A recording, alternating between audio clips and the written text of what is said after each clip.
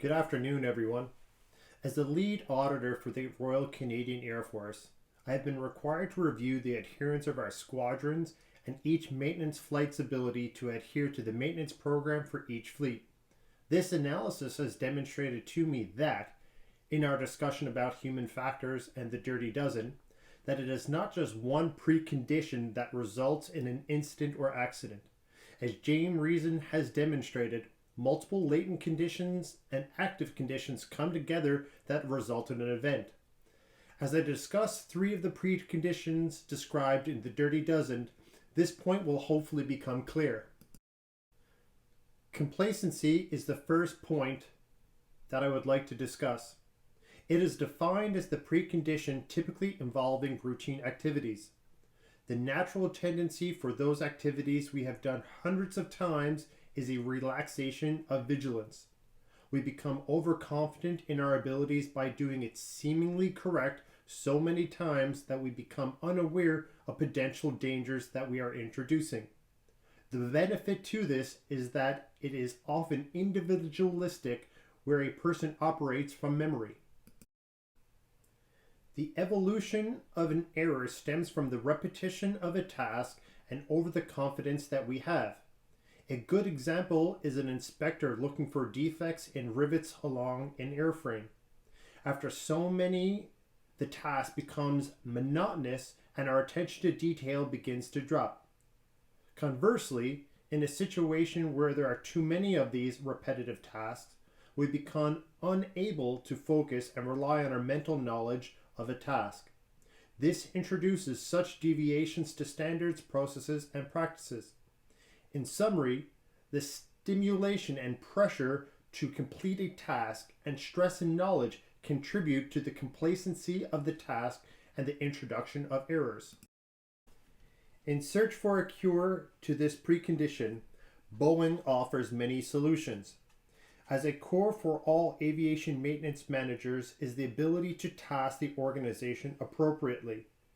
One needs to consider the state of the current workforce, such as stresses, pressures, and skill levels, and develop a solution that balances the complexity of the task with the resources available.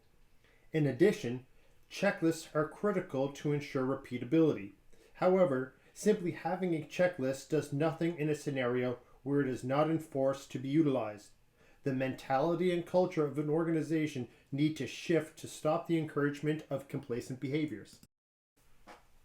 Fatigue, again, very dependent on the individual, is the second precondition I'd like to examine.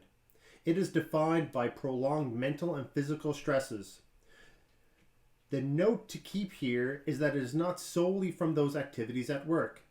A technician that was up all night on a swing shift from days to nights is exhausted because of exercise that was done before coming to work may all play a role in someone's energy levels. Irrespective of the cause, they all result in a member being unable to concentrate. They become increasingly susceptible to distractions around them and lose situational awareness of what is going on around them. They simply lack the energy to focus on anything but themselves, and this in turn has a direct impact on their decision-making abilities. The evolution of how fatigue results in an error, as described by Shearer, is simply a result of someone being thrown off their groove. As much as they are physically present at work, their mentality and mental state is somewhere else. The lack of sleep increases in stress, anxiety, and task level simply drains someone of their energy. They are not their normal selves, which results in a lack of focus.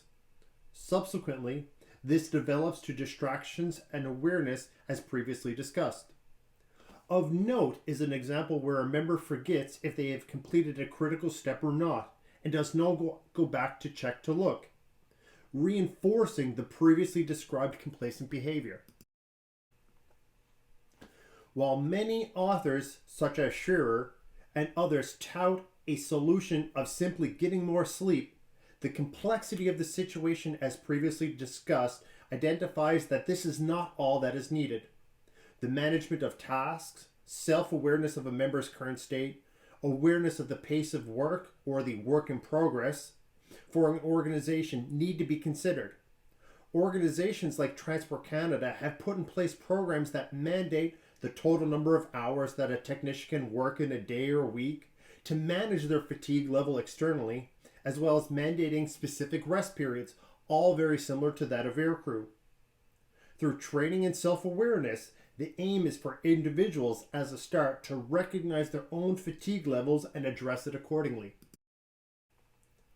Finally, and one precondition I am passionate about is norms. I view this as one of the most dangerous preconditions as it is representative of a culture in an organization that has allowed, either directly or indirectly, its deviation from accepted processes and standards. Because it is rooted in culture within the organization, it becomes increasingly challenging to fix. The belief that a task is simply done a specific way and has been uncorrected for extended periods. While not all norms are bad, the permission granted to deviate demonstrates that the safety nets in an organization are not correcting the errors and are thus allowing them to propagate. The evolution of norms, as noted, stems from a culture within the organization. It is not specific to one individual due to the perceptions that is present. With checks and balances such as the quality system inspections and audits, there exists an ability to correct any deficiencies. However, an overall lack of assertiveness has permitted the development of such norms. And as such, over time, complacent behaviors have permitted the propagation of this. It is also argued that the pressure to complete a task is also a contributing factor to simply getting a task done, regardless of how. The cure for norms is not easy. If it is assumed that checklists and standard procedures within an organization already exist, the lack of their usage reinforces the continued deviation from policy. Seedhouse et al. Highlight the need for a culture change within an organization as being needed, but the realization that this won't happen overnight. While a safety management system and safety culture are built upon a commitment from management and support from top down, the development of norms demonstrates an organization that potentially lacks this commitment. Finally, as I have discussed complacency, fatigue, and norms, each of their explanations include statements such as stress, fatigue, pressure, knowledge, distractions, and more.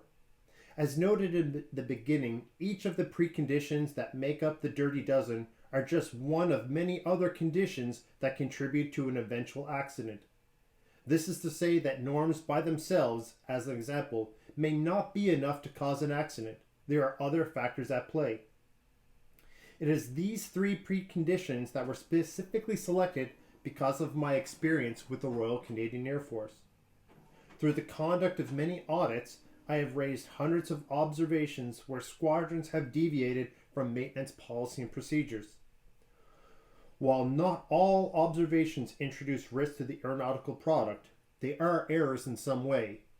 Working alongside of each unit, these three conditions are the most often cited by each squadron as to why an error was introduced. The operational tempo was too high, a member was unaware, a checklist wasn't used, and many other reasons. Of my opinion, these three preconditions underscore many of the errors that are introduced as they are multifaceted, touching many of the other preconditions of the dirty dozen. I'm a firm believer that we have knowledgeable professionals that want to do good and ensure the delivery of a safe aeronautical product. However, as humans, we will introduce errors along the way as this is our nature. This underscores the notion of human factors and the analysis and programs that are often put in place to ensure a reduction in the probability of any deviations that may be caused to this fact. I want to thank you very much for your time in listening to this presentation, and I look forward to any comments you may have.